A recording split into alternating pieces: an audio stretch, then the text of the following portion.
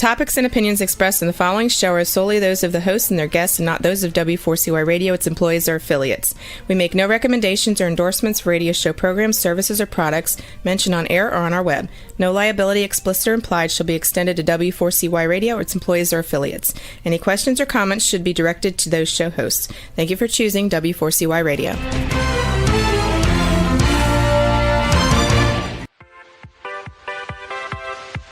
Welcome to the Ask Good Questions podcast, broadcasting live every Wednesday, 6 p.m. Eastern Time on W4CY Radio at W4CY.com. This week and every week, we will reach for a higher purpose in money and life, as well as a focus on health and wellness. Now, let's join your host, Bonita Bell Anderson, as together we start with Asking Good Questions.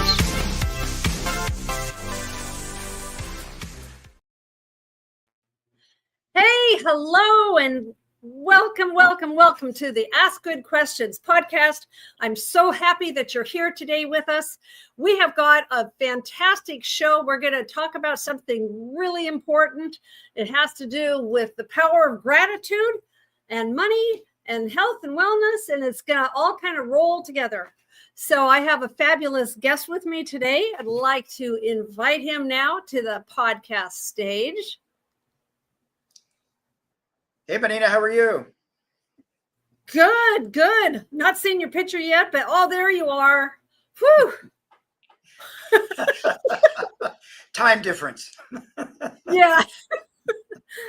Hey, this is Bob Wheeler, and I'm going to give you a little bit of background on Bob. His mission is to empower individuals and communities to transform their relationship with money. What a great idea. Breaking free from the fears of, shame and confusion that so often hold people back. He is a CPA. He's an author. He's a comedian. And he's a somatic therapist. I'm not sure if I know what a somatic therapist, maybe you can tell us a little bit. He brings a wealth of experience to the table. He offers a unique perspective. I think I've had one other comedian, but hopefully this is going to be an engaging discussion today. He really wants to rewrite people's stories around money. And by addressing both the practical and the emotional aspects of money management, he feels like you can cultivate a more balanced, fulfilling relationship with our finances and ultimately with ourselves. So, Bob, since I have a comedian with me today, are you ready for a gratitude joke? I'm ready. Lay it on us. Well, now, as I told you, I'm in Hawaii, actually for another 6 months with my husband. We're on a service mission for our church. So I'm coming at you from Hawaii, out in the middle of the Pacific Ocean with 2,500 miles of ocean around us, and it's between 75 and 85 every day. So this Thanksgiving in Hawaii, I am extra grateful because nothing says abundant blessings like turkey, gratitude, and not having to shovel snow. That sounds like a winner. Every time. I'm not sure if the turkey's as happy as we are. But no, I'm not sure either. But we appreciate it. But I've heard that the turkey that gets pardoned by the president every year, I guess there is some place where they go. That's good. The turkey sanctuary. The turkey sanctuary, right. So is there anything that you'd like to add to that introduction? Well, let's see. I'm also the CFO at the world famous Comedy Store. I've been there for 28 years. And I think the experiences of the Comedy Store, of being a CPA, being a comedian, somatic therapist, body-based therapy, we feel things, we hold on to things. So we don't just talk about it. How do I feel about that? And where do I feel it in my body? And so those things have all come together to really help me come up with tools and conversations to have with people about having a different outcome, changing our story. Awesome. Well, I really love how you connect, or how you can connect gratitude and money. So those are two things that people don't often link together. So what first inspired you to connect those two things? Well, it's funny. Many of us are socialized, right, to make lots of money, be super successful, make money, make money. We're not socialized to stop a moment and say, wow, I'm really grateful that I'm making lots of money, or that I'm having lots of success, because I got to get to the next thing. I got to keep going. And I was socialized. I am my immediate accomplishments. I am my bank account. And so I got to keep these things growing and going. Yeah. And it wasn't until a bit later on, and when I was in Africa, where people weren't so obsessed about success and more money and all those accolades, I thought, why are these people so happy? What's wrong with them? Don't they know? And so what happened was, for me, it was a course correction, because I was sure I was right. I was sure that it was all about having more, Yeah. and not pausing to say, is this enough? Am I grateful? Am I appreciating it? Am I actually stopping to enjoy the fruits of my labor? Because often we're so busy creating them, we don't actually take the moment to say, oh, wow, Yeah. hard. So that's really where it started coming in for me, to realize I hadn't been that grateful. I appreciated things, and it was important to be of service, but I hadn't really stopped to take a look around and say, wow, I'm really grateful to be right where I am, and having the ability to get somewhere else if that's where I want to be as well. Well, I think I told you that I'm a scuba diver, and there was one time when I was in Fiji, and I got to talk to a Fijian chieftain guy on an island, and they live with next to nothing. And I got that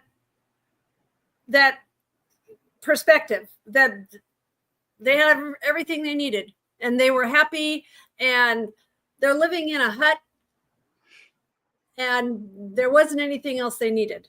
So you have some stories around Africa and Nepal. So I would love to weave those in here at the beginning. Yeah, absolutely. So really, Africa was the first awakening. Everybody around me, I was in Tanzania, average income at the time, $100 a year per person, no shoes, using broken pots and pans to cook their food, asking if they could have the trash I was throwing out so they could use the containers and recycle things. And they were all just so happy. And at a certain point, I think I almost got annoyed. I'm like, why are you people so happy? Don't you understand? What's wrong with you? What's wrong with you? And they just kept beaming with happiness, with gratitude, appreciation, joy, and celebration. And I was like, no, I'm too busy trying to make lots of money and show everybody how amazing my life is to actually stop and celebrate and have joy. And it really messed with my mind, because I was doing all the right things. I had my fancy car, and I was doing all the marks, and I hadn't really stopped and said, wow, like, here I am. And most of us don't take a moment to just say, thank goodness I woke up this morning. Thank you, Lord, for letting me breathe this morning, because some people didn't wake up this morning. Thank you for me being able to get out of bed. And even if I'm feeling some aches and pains, I know I have a body.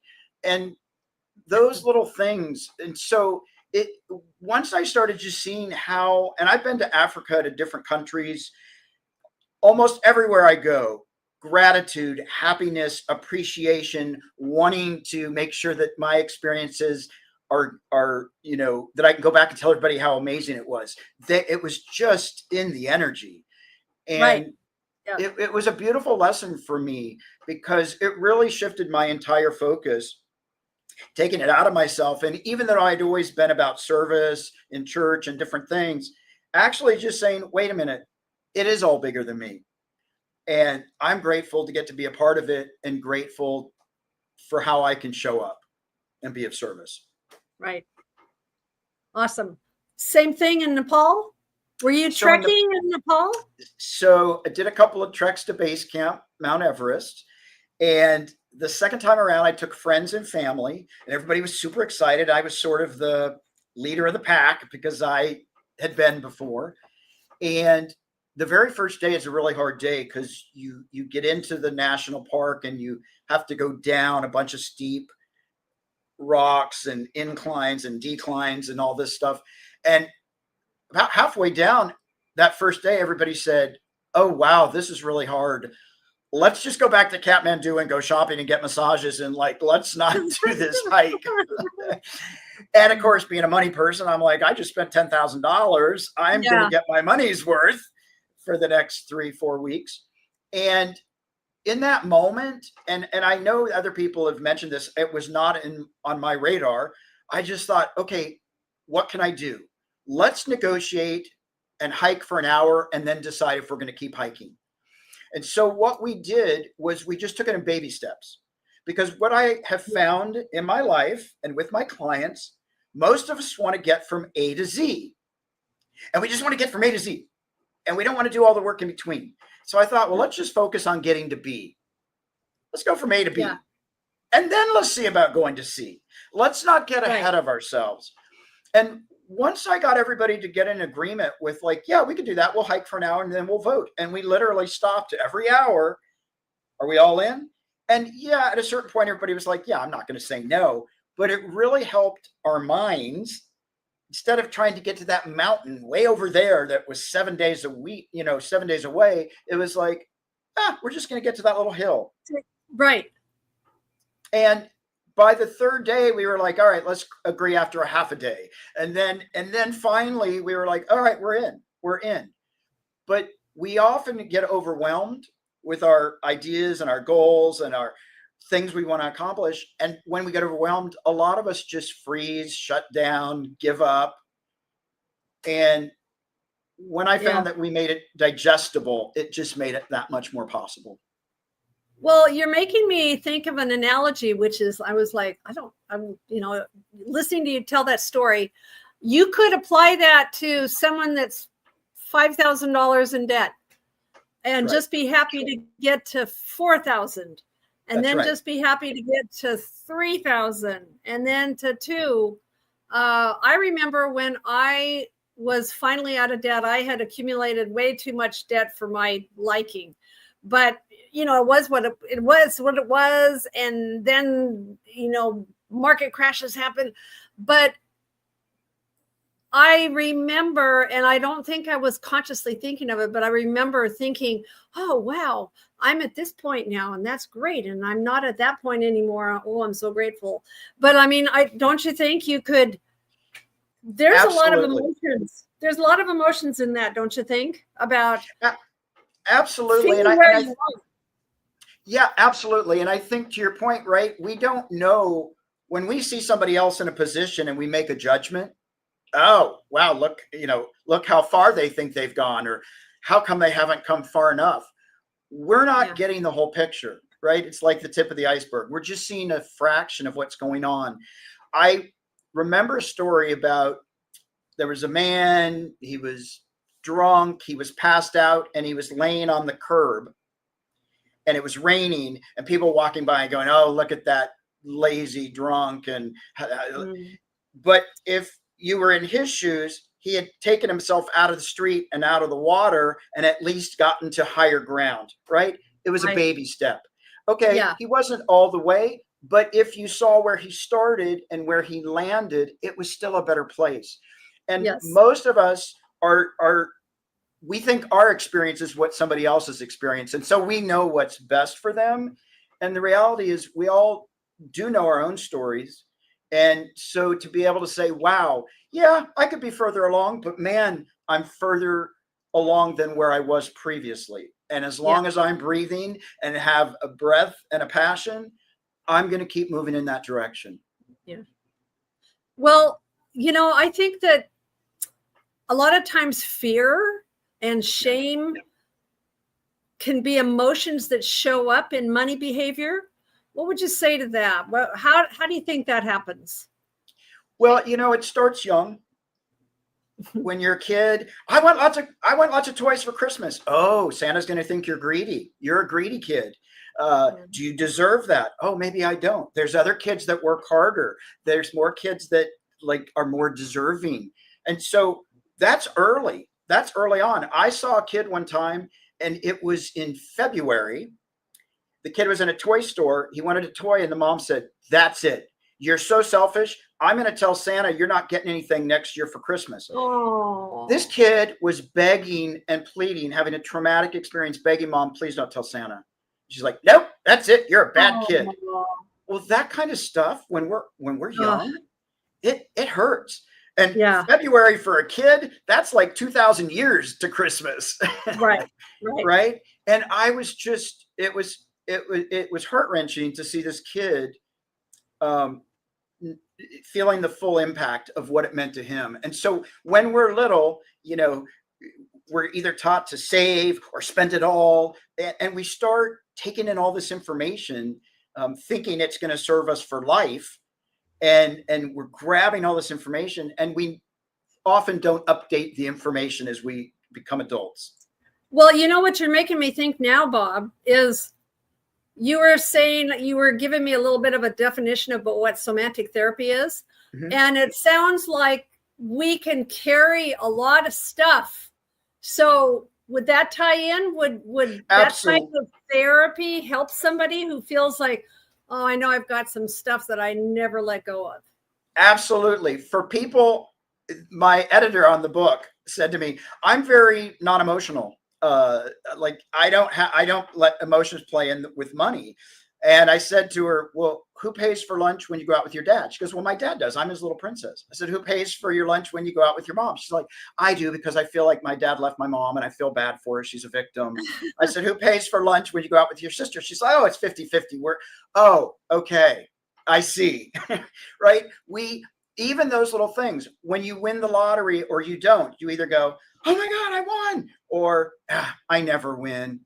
When your credit card gets declined at a store, the wrenching feeling in your stomach, "I'm so ashamed," right? All of those things. You get a surprise bonus. You weren't, "Oh my God," right?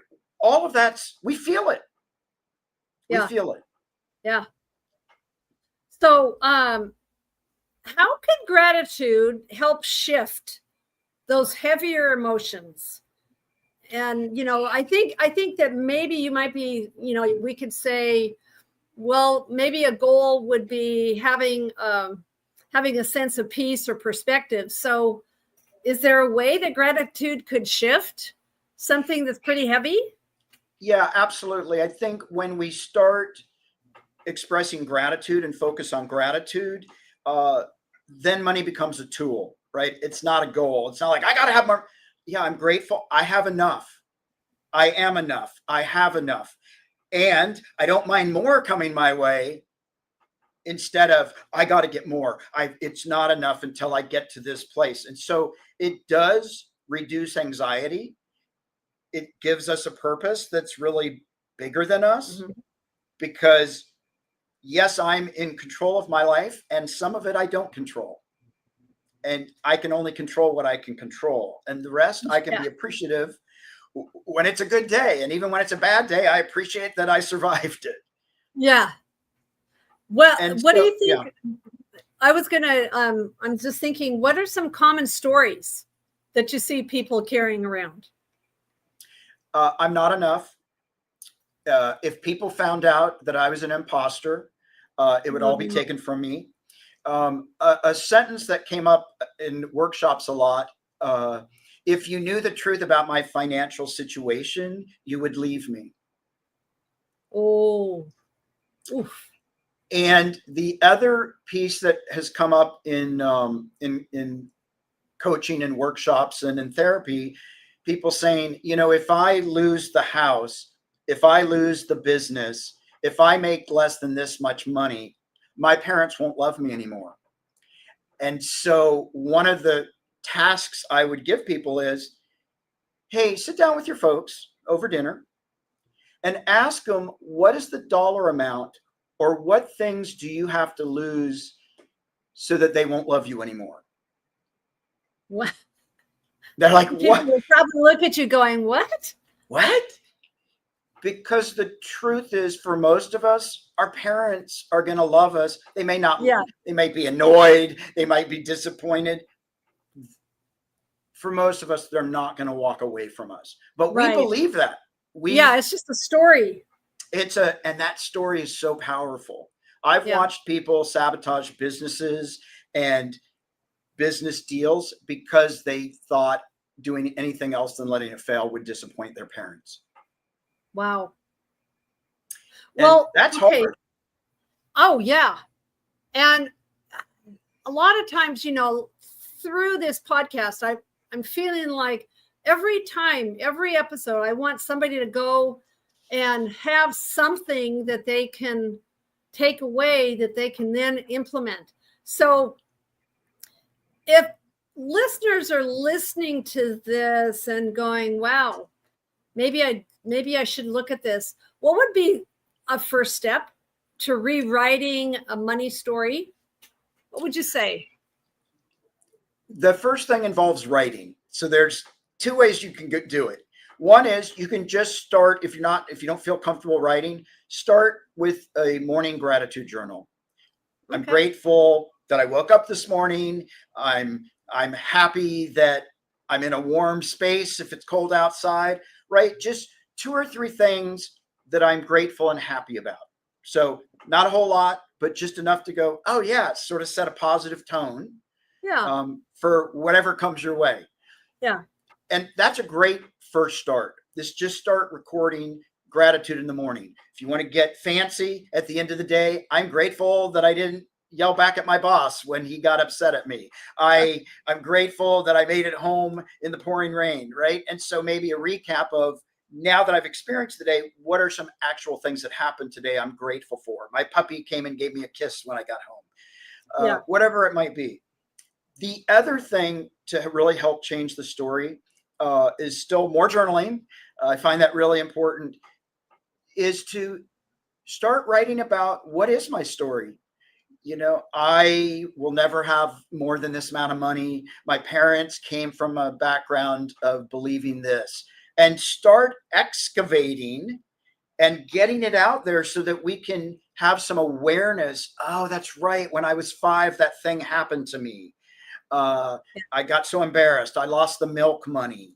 I did something in front of a group of people and I was so shamed. And starting to find those stories so we can start to heal them, because we all have a story. It's either fact or fiction, and most of us have created a fiction that doesn't serve us.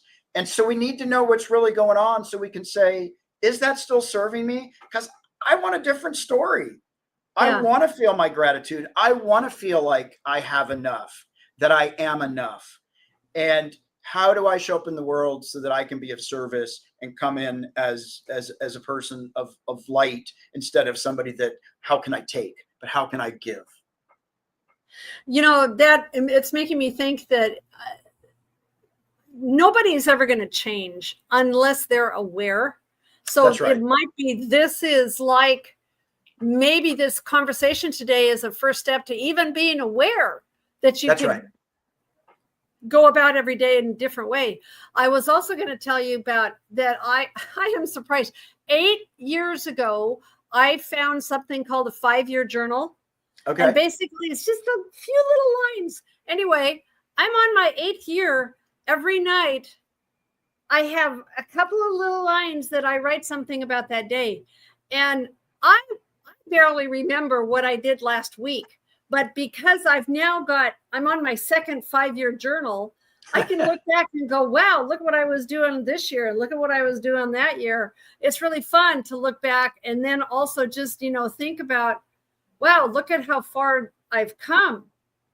So journaling can be, if you have, that's something that I really love. And 5-year journals are just a journal that has a space and it's set up so that you have 5 years, but it's not overwhelming. It's just a little bit. Little bits. And I don't know if you handwrite it. I'm a big fan of handwriting things. And people say, well, I can type it and this and that. There is data to suggest that when we put pen to paper or pencil to paper, that there's a connection with our brain. And so for me, and it's the way I studied in high school and college, I would write my answers out 5 times. I would just write everything, repetition, because there is a relationship when we're writing it to paper. And so I think that's really important. But that's the first big step. And the questions that I would be asking myself, because this is good questions, right? Yes. Am I willing to do the work? Am I willing to get uncomfortable? Mm. And for me, it's so important to get really curious.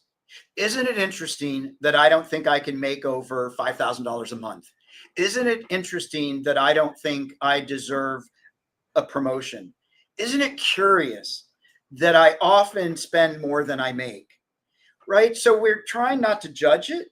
We're just trying to get really interested in, why am I doing this? What's the purpose? Wow. Well, so I want to circle back around to like humor and comedy. Yeah. You use humor as a tool, right? I do. Yes. So I really love that. And how does laughter help people let down their guard when it comes to money? What do you think?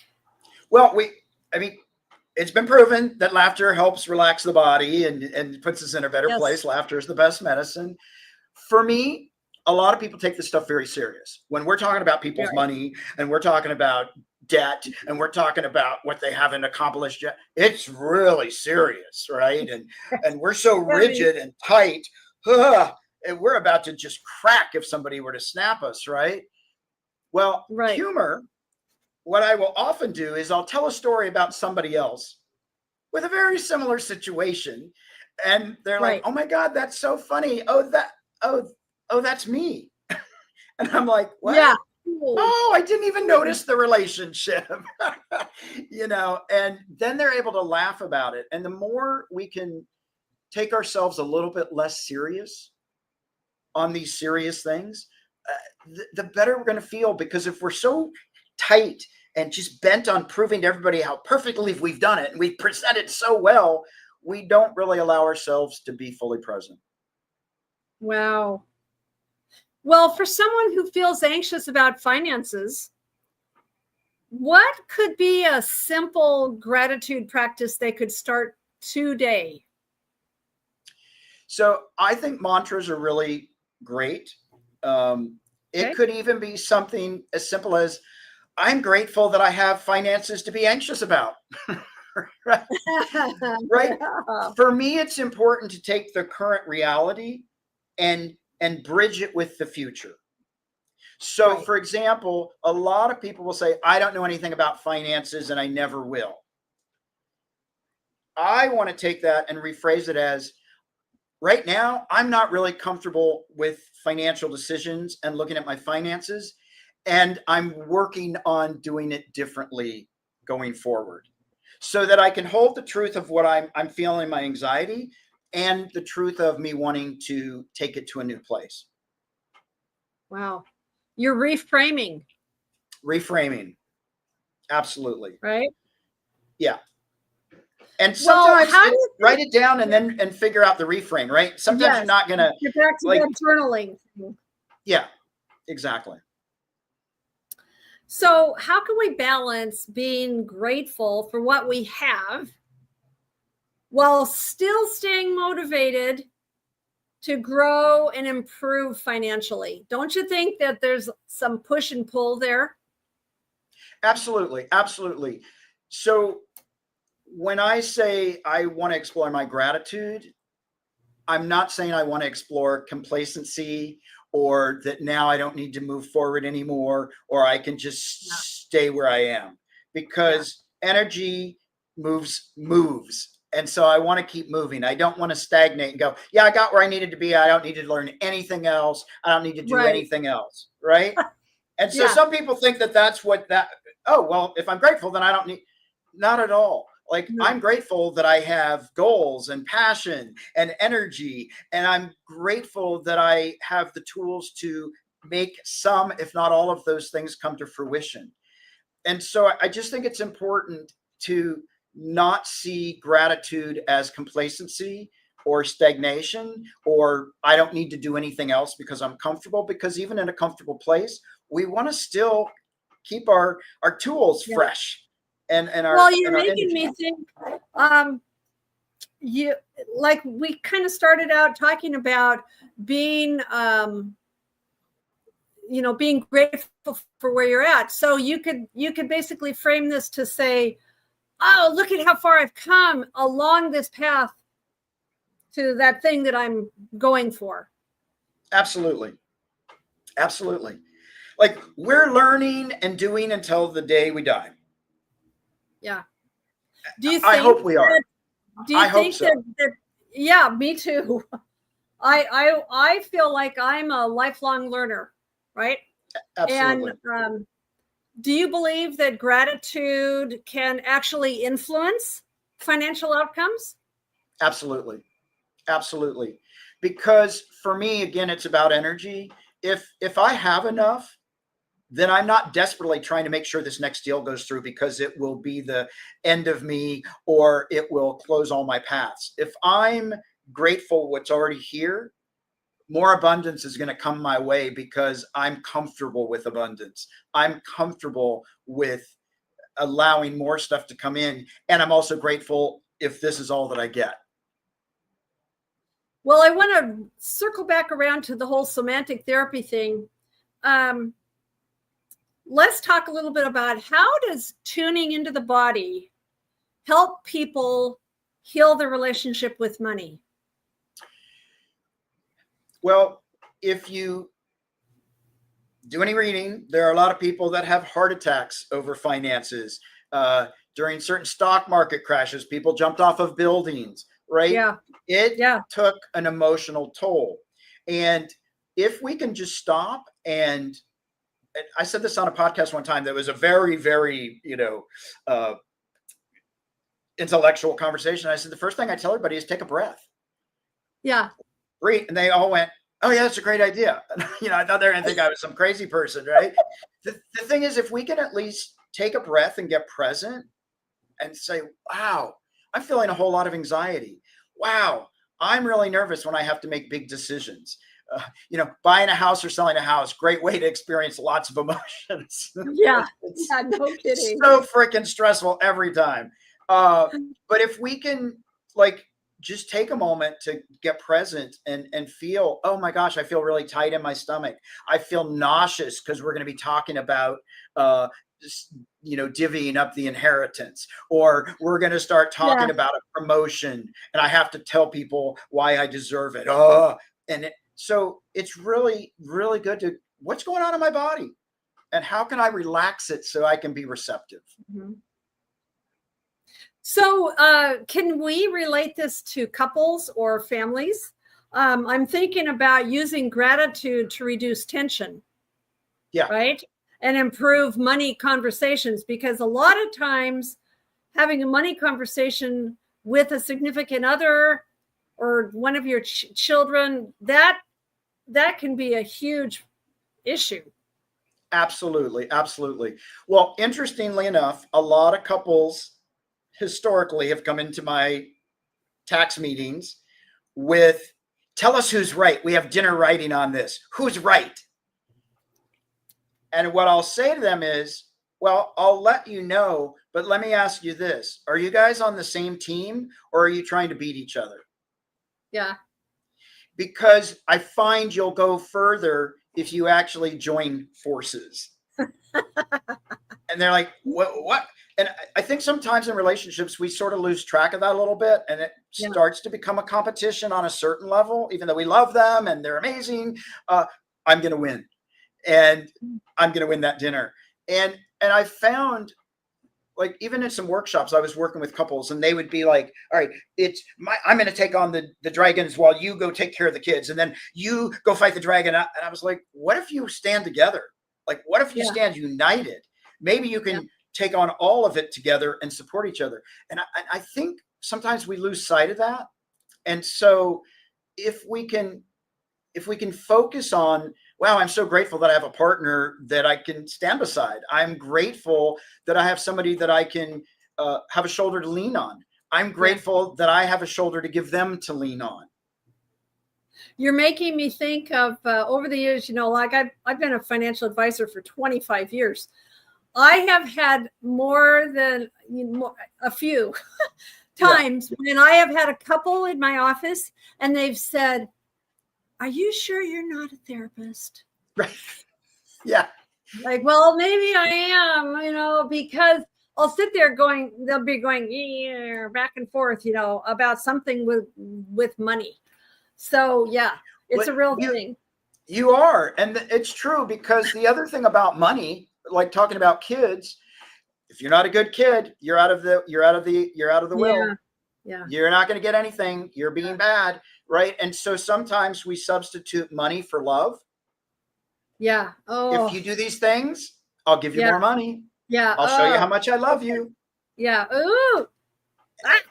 And we start, and some of us, oh my goodness, my grandparents, my maternal grandparents really wanted us to love them.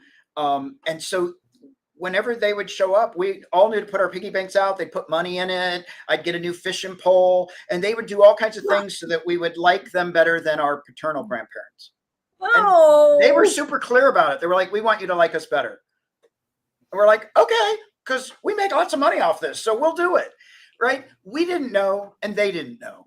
Right? We loved them anyway. But the money was nice. Well, talking about your journey, how has gratitude changed your personal relationship with money? I mean, you've told a couple stories about growing up now, and it's like, wow. Well, how do you think it's changed you? Yeah, I think what's happened is I enjoy success. I certainly enjoy making money. I certainly enjoy the flexibility and the choices I have by having money. Yeah. And I think what's changed is I'm not driven by it. Like, I still have ambition. I still have passion. I still have lots of goals, and there's lots of things I want to accomplish. Yeah. I'm no longer focused on, okay, I might have to take out other people because I got to win. Now it's more focused on, I want to reach this goal. And when I have money, I'm able to help other people. I'm able to pay it forward.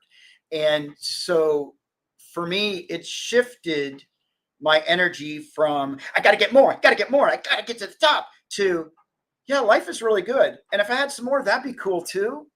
But it's not, money, and it's so crazy because I enjoy money, but money is not the driving force.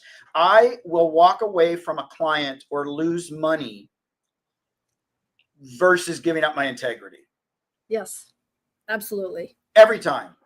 And I, no regrets on that. And I know people are like, well, they'll never know. Yeah, I know. And I have to sleep with myself. So I'm not going to do something, even if, integrity is doing the right thing when nobody's looking. Yep. We can all do the right thing when everybody's holding us accountable. It's in those moments when you're by yourself or nobody's going to notice if you change. Like, that's when it matters. And so for me, it's really shifted how I focus my energy. It's no longer about, I got to beat other people and people must lose so I can win. It's about, how do I show up so I can be of service? And how can I use my money as a tool to help other people? So I'm feeling inspired that I need to ask this question again in a different way. If there's anyone feeling stuck or feeling like they're totally, completely in scarcity or fear, what would you say is the first small shift that can make a difference? And that's basically, we kind of talked about this earlier, but I'm feeling like we need to answer that again. So what would be a small shift for someone who's like, I'm never going to get out of this? I think the first thing, and it's sort of like the morning journal, like what are some truths that are right here and now?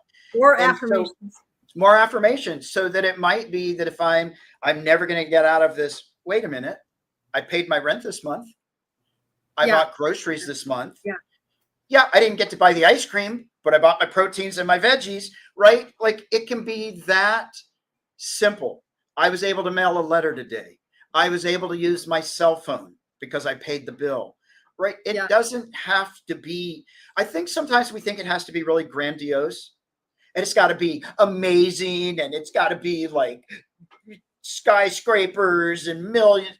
Yeah, sometimes it's as simple as I was able to eat an apple, right? It's not earth shattering, but it's forward movement. And so I think just to start to look around at the little things, because I used to go, yeah, whatever. I'm grateful that I was able to buy something that I have trash that I can throw away, right? Right. Like I think it is easy to get into that mindset of like, oh my gosh, and I've got to get out of here tomorrow.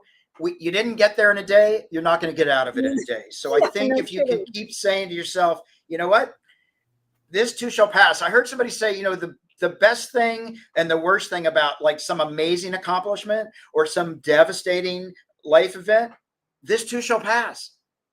Yeah. You're making me think of, there's,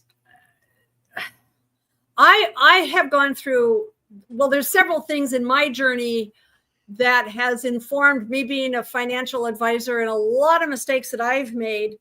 How can gratitude help us forgive ourselves?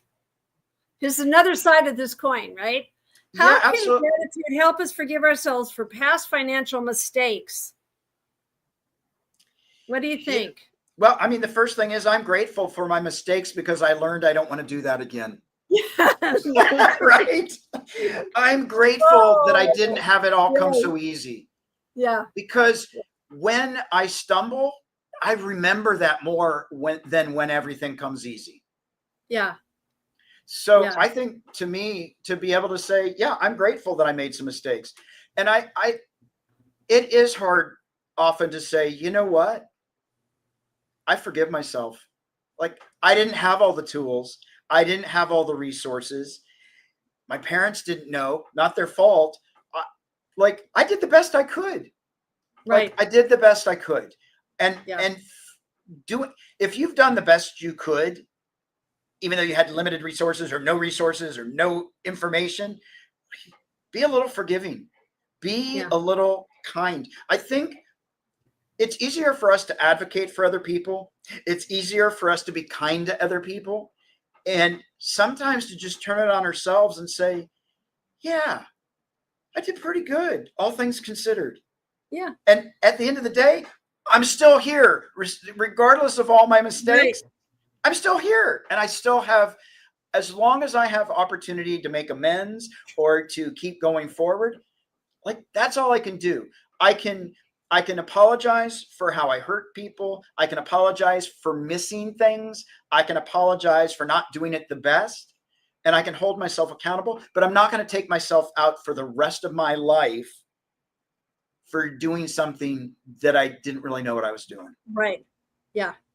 Yeah. Because I'm not the same person that I was like back in 2008 when the world was in all this financial chaos. I wouldn't make those same mistakes today, but that's because I learned. Right. That's right.